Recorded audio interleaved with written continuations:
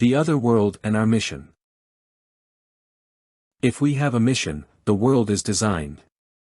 If we have a purpose in life, there would be a being of such intelligence, power and sentience that he could conceive of a purpose and know what it would take to fulfill it. He would have to be omniscient, in other words. A purpose is ontological, for it must exist as a possibility, that is, as a desirable or even necessary end. The end must be established, before the initial condition can be conceived. As such, having a purpose necessitates a fall and indeed, a golden age that existed prior to the fall. That is, one cannot conceive of a purpose from a starting position. The perfect ending must first be provided, then the conditions that would, if developed, lead to the fulfillment of the mission, need to be provided. Therefore, the ones at the initial starting point will inevitably experience a sense of loss, a sense that the perfection that awaits, was some previously lost. In reality, the loss only comes from the realization that the beginning must inevitably go to where the beginning presupposes the end will be. If we are in a war between flesh and spirit, we ought to understand the implications. It means that for every question, there are two answers. There is the answer that is embedded in the flesh and the answer that pertains to the world of the spirit. There is then two worlds or realities and two races of persons, the flesh and the spirit. But there are also two churches, the one is of the world of the flesh and the other is spiritual and is inhabited by the spiritually mature. The church of the flesh is occupied by the spiritually immature. This church is also part of the world of the flesh. But there is another church, and this is the church of the spirit. This second church is built by the spiritually mature. It is built of their spirits as the transform from a child of the flesh to the bride of Christ.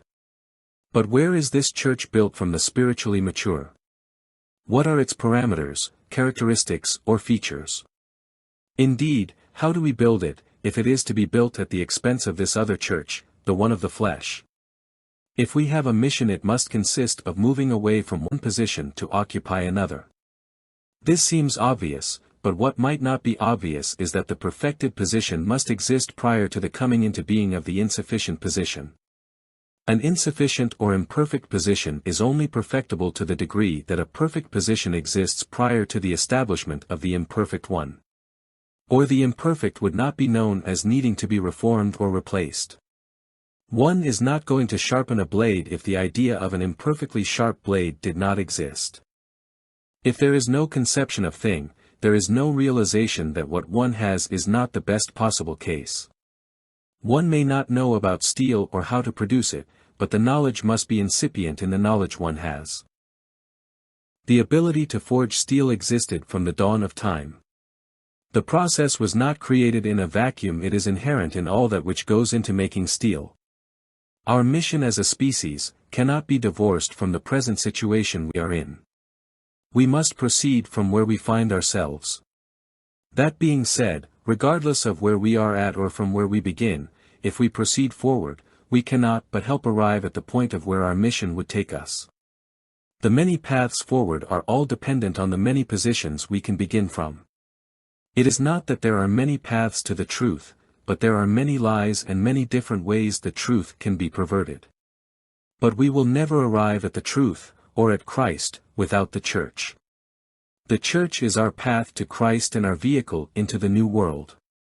People complain about the new world order and globalism. These are just names for a planet that has rejected God. If the church takes us to a theocracy under Christ, then Babylon is a system that takes us to a world in which we are all under a global state. This situation is complicated by the fact the more general process of reform is predicated on a very specific individualized process. We build the universal church by a process of spiritual development at the individual level.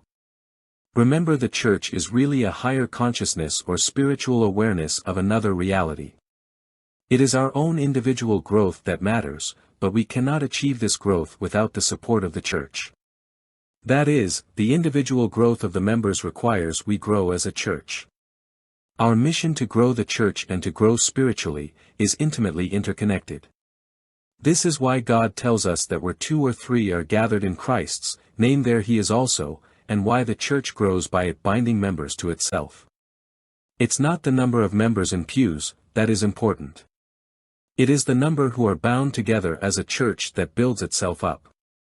This binding is a process that produces spiritual maturity. However, this is not a self-determined process or a subjective process. It has a quantitative feature and indeed is experimental in its structure. That is, building up the church and developing spiritual maturity is part of an experiment. Indeed, life is an experiment. The war between the flesh and the spirit is settled by means of a scientific experiment. The other world, or God's world, is perfect, therefore its perfection is provable, it can be substantiated. We are all aware of the perfection of God. But the perfection of God is beyond our ken, but what we fail to appreciate is what God creates is perfection also. We have been tricked into seeing the broken mirror image, not the true representation, which is a scientifically provable construct. Can we imagine something that is perfect, yet cannot be proven to be so? How can it be perfect if it does not have measurable parameters? If crime is the indicator of an imperfect system, then when we cease to measure crime we have a perfect score. If unemployment and poverty are imperfection indicators, then the end of unemployment and poverty is features of a perfect system. It's not rocket science. We only must stop doing the crap that is destroying us. This is why building the church is not just a micro-project, it is micro-reformist as it involves the individual. Reality is an experiment, complete with control and test groups. Most people do not see this as they are in the control group. This is both the group that occupies the known world, regardless of their particulars such as age, religion, politics and wealth.